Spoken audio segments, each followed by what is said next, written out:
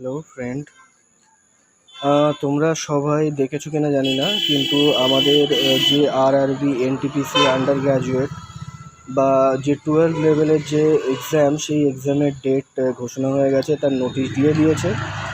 Basically আমাদের exam শুরু হচ্ছে 7 আগস্ট থেকে 8 সেপ্টেম্বর। 1 মাস ধরে আমাদের এই এক্সামটা চলবে।